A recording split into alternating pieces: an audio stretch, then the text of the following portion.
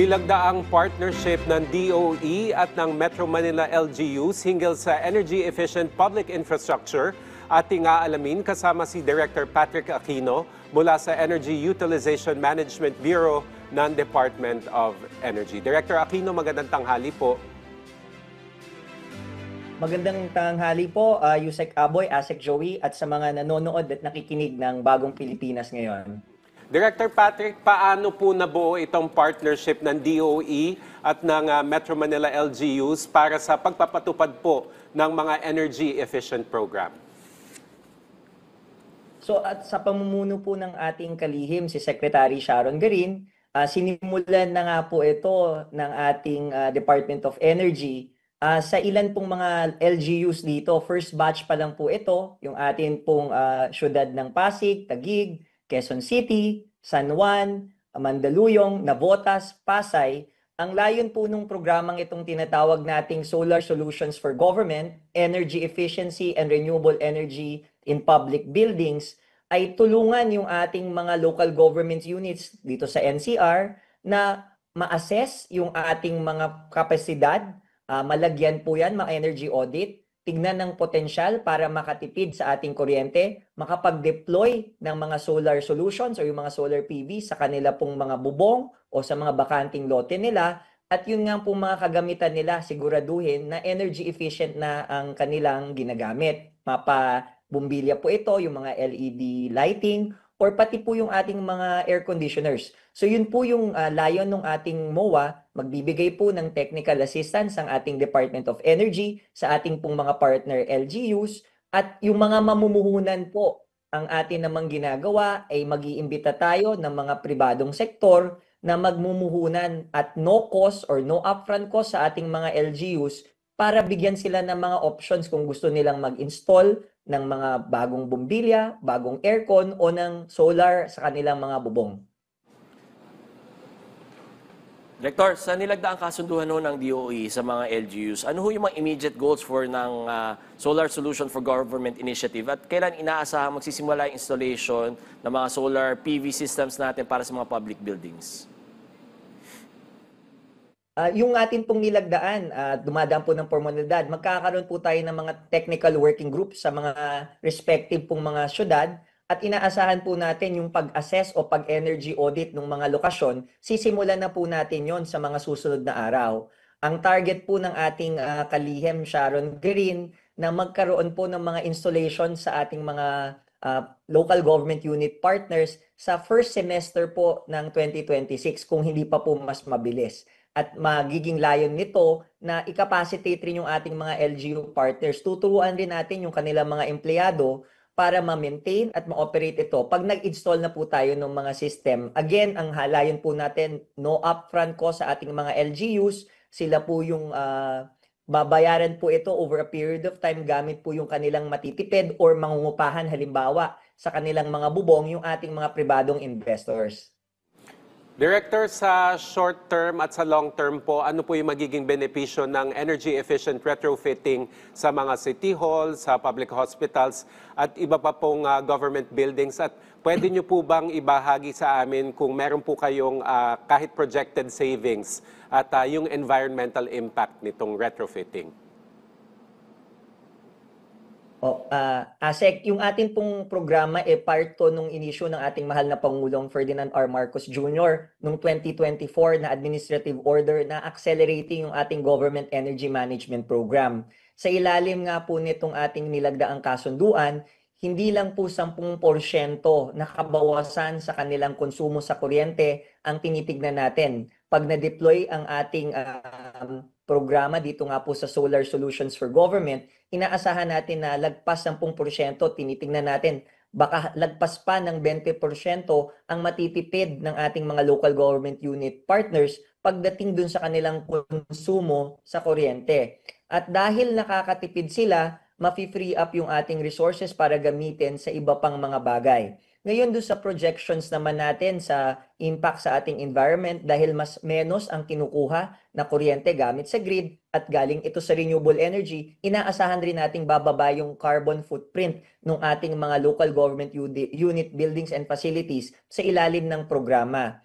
Ulitin natin, ang target ng ating Government Energy Management Program, 10% kabawasan sa konsumo ng kuryente at ng fuel sa mga sasakyan. Sa ilalim nitong nilagdaang MOA, lais nating doblehin to o higitan pa. So, 20% yung ating tina-target na ma-generate sa mga participating buildings ng ating mga local government units. At ito ay inaasahan nating magagawa yung mga unang proyekto sa simula ng first half ng 2026. Director Patrick, ano naman ang role ng DOE sa capacity building ng LGUs para maisagawa itong energy efficient policies and infrastructure improvements natin? Yusek, ang tatrabaho po ng ating DOE mag-provide po ng capacity building training.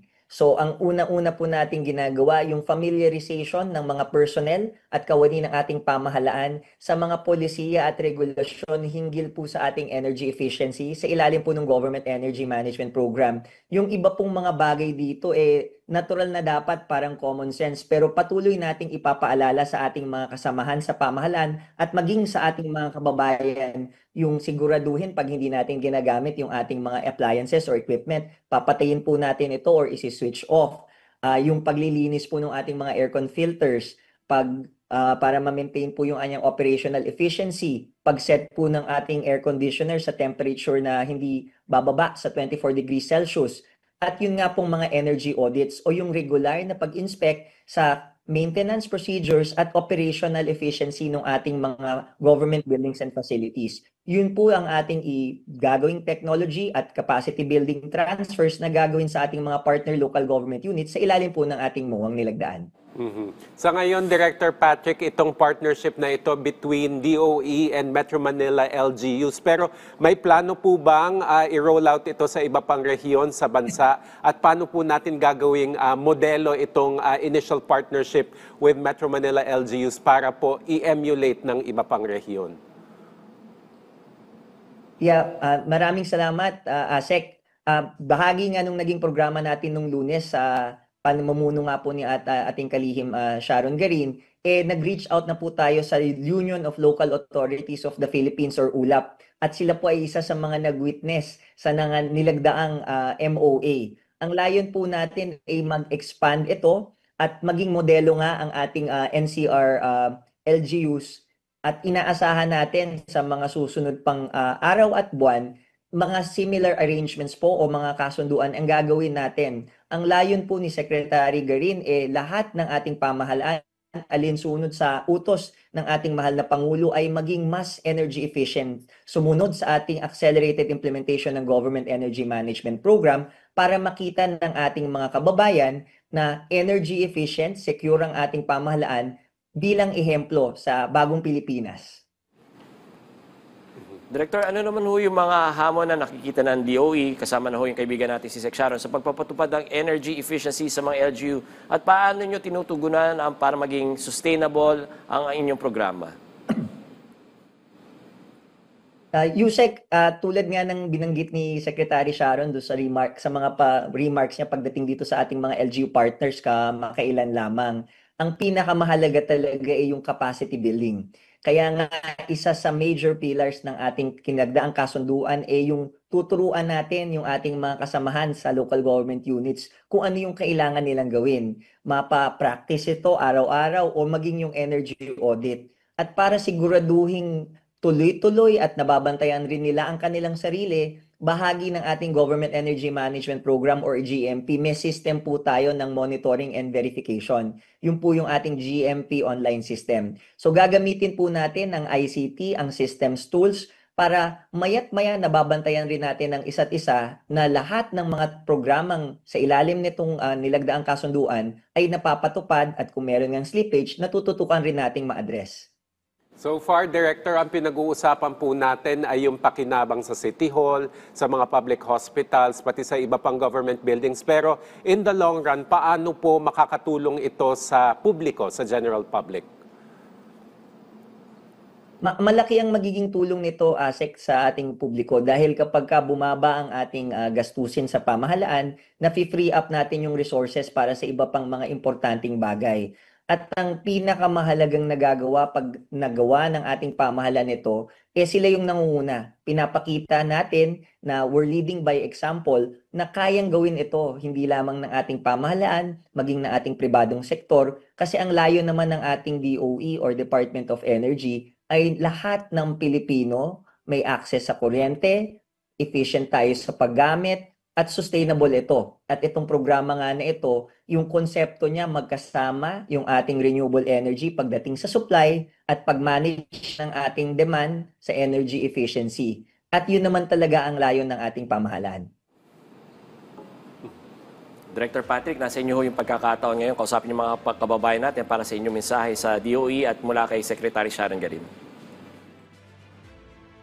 Marami pong salamat sa ating mga kababayan sa nilagdaan po nating Solar Solutions for Government, Energy Efficiency and Renewable Energy for Public Buildings and Facilities. Asahan nyo po na ang ating pamahalaan ay mangunguna, mag-lead by example sa pag-practice po ng sustainable energy consumption at pag-deploy ng renewable energy. Lahat ng pong ito ay ginagawa natin tulong sa pag-angat, paglago ng ating ekonomiya. Sama-sama nga tayo sa bagong Pilipinas. Alright, maraming salamat po sa inyong oras, Director Patrick Aquino mula sa Energy Utilization Management Bureau ng Department of Energy. Thank you, sir. Thank you po.